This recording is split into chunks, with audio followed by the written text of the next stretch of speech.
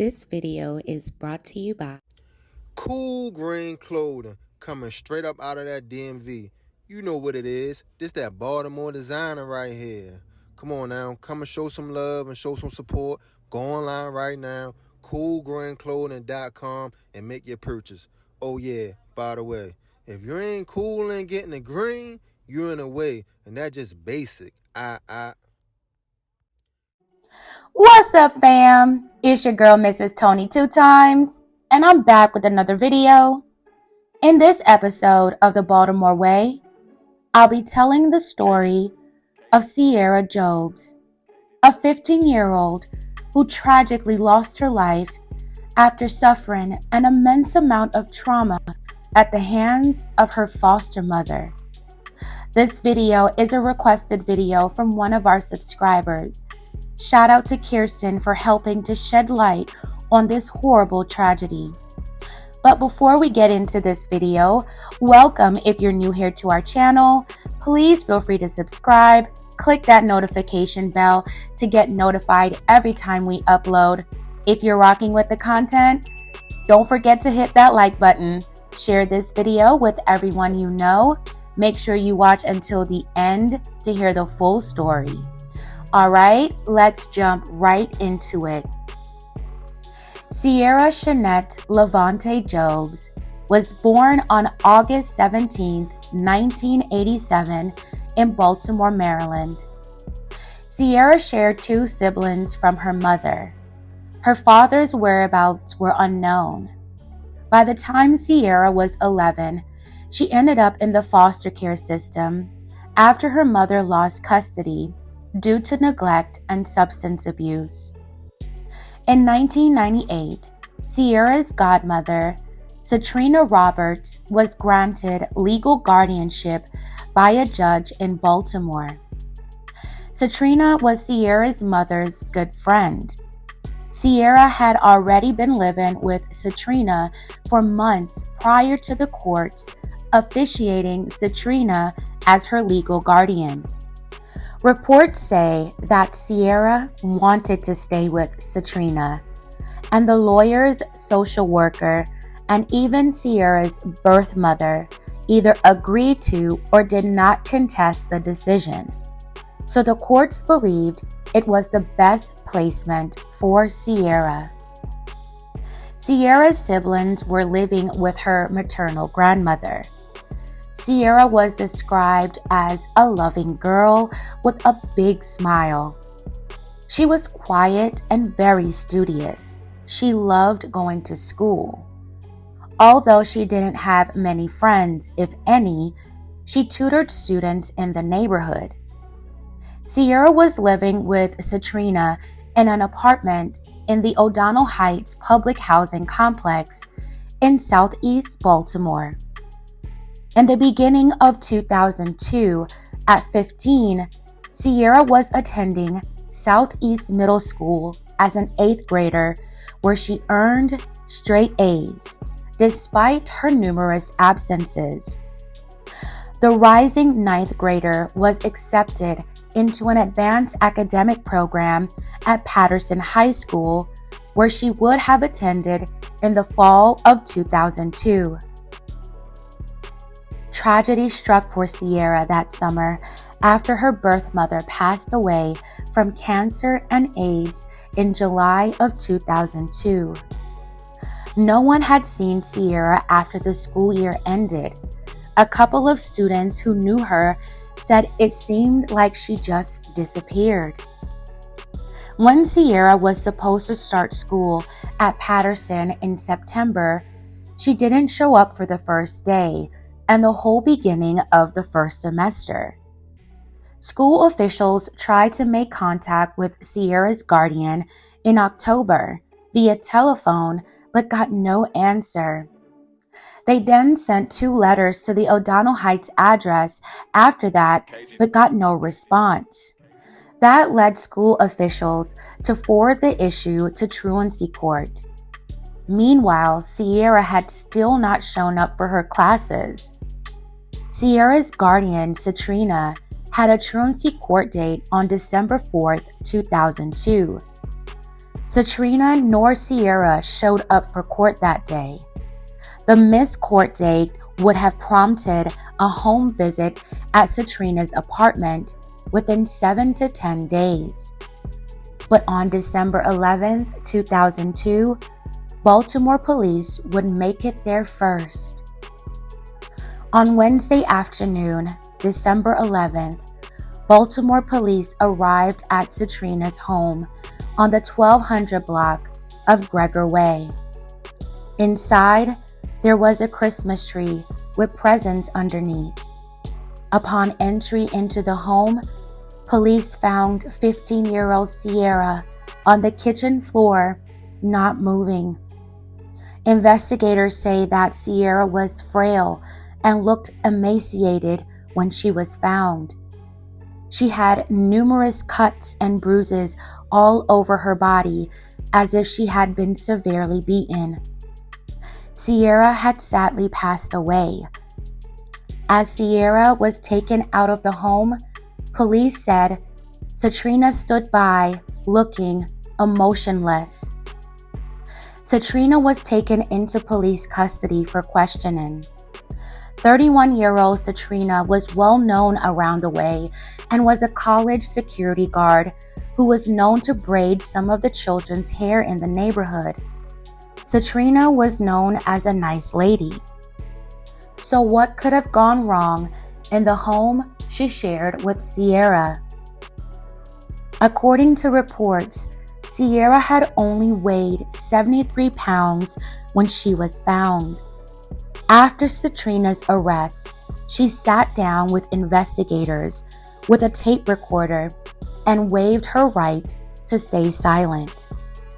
When Ciara talked to police, she told them the night before, sometime after midnight Tuesday, December 10th, she used a belt on Ciara for 15 minutes inside her bedroom because Ciara had defecated on herself.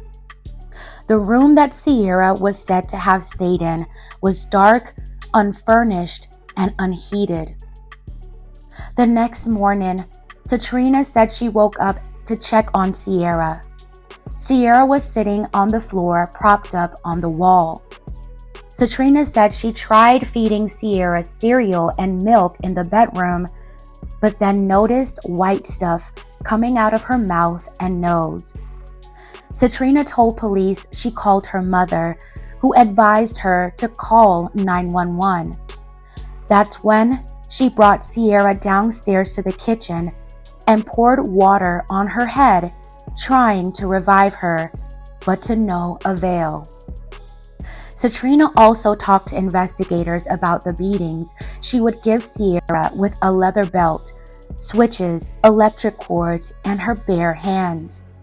According to court documents, further investigation into Ciara's living conditions with Ciara revealed that Ciara was denied food and locked in a room for months, forced to use a hole in a wall as a toilet.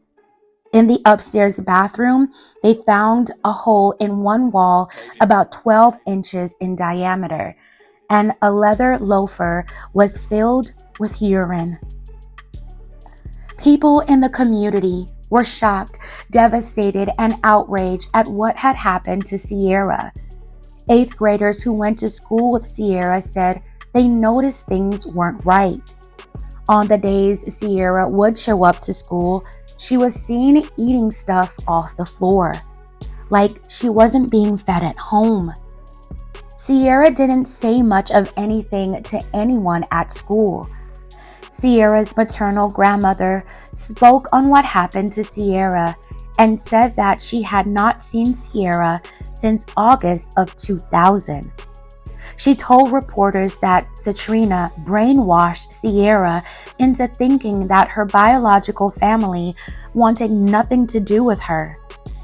She said Ciara kept Ciara away from them and denied them visitation. She didn't know where Ciara lived. When they would try to call, she says Ciara would change the number.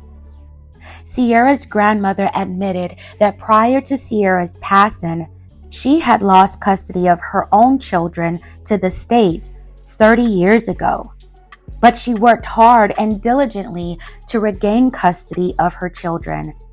She said she was willing to do the same for her granddaughter and try to get custody of her like she did her siblings, but the circumstances had not worked out.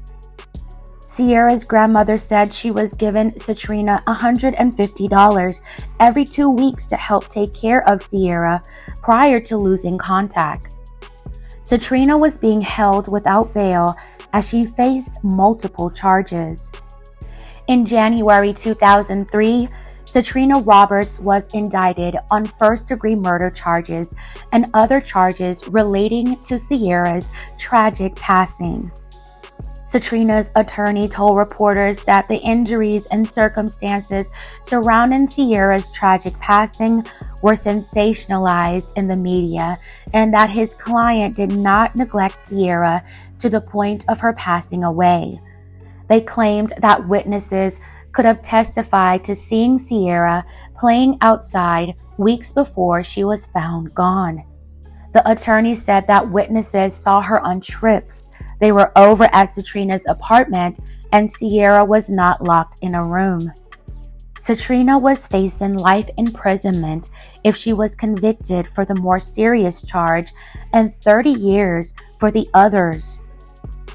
Months later, in May 2003, after Ciara's autopsy was released, it corroborated the history of trauma which investigators thought to be true.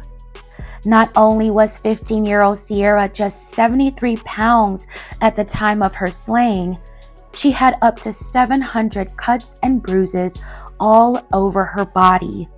Small copper wire fragments were found embedded in some of the wounds on Ciara's body.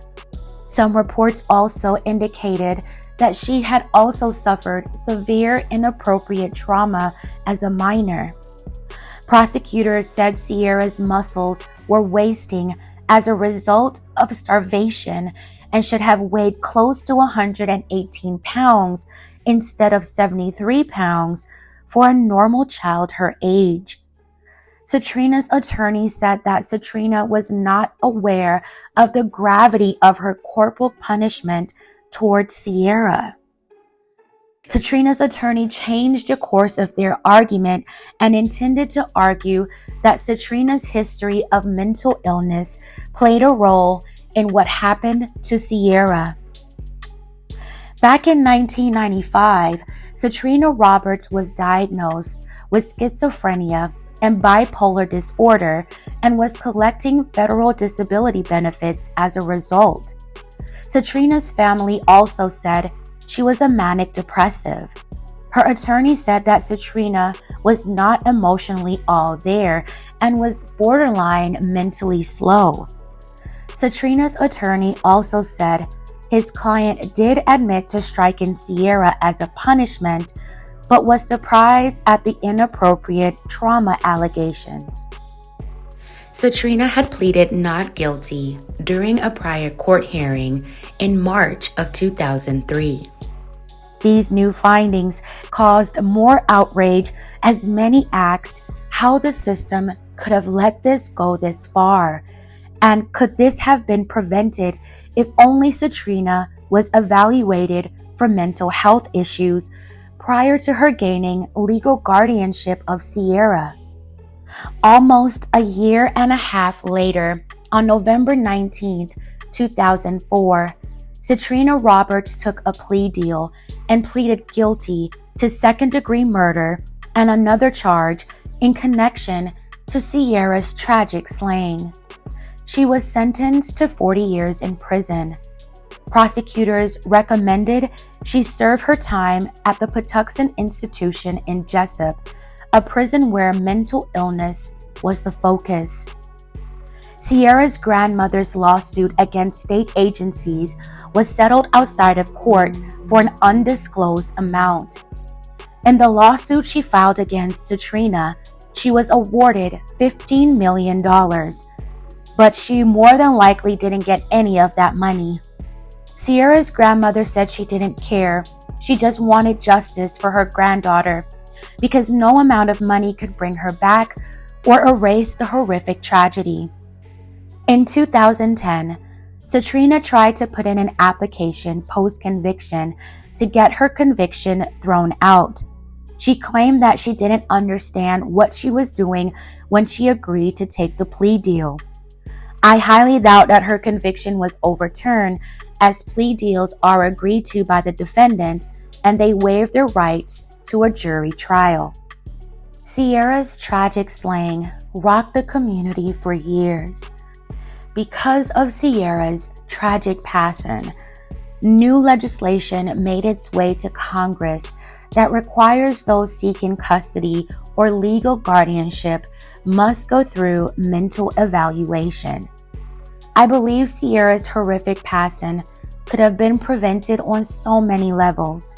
It's so unfortunate that she lost her life at the hands of someone she trusted and maybe even looked up to. May Ciara continue to rest peacefully. This story is absolutely heartbreaking. Ciara had her whole life ahead of her. She had gone through so much already. I hate that she wasn't able to make it out on the other side alive. To have been going through all of that and still earned A's in school says a lot about how strong and intelligent Ciara was. Baby girl didn't deserve that. Fam, tell me your thoughts on this in the comments below. All right, fam, that's it for this episode of the Baltimore Way. Thank you all so much for watching and making it to the end of this video. Please don't forget to like, share, and subscribe. This is your girl, Mrs. Tony 2 Times, and I'm out.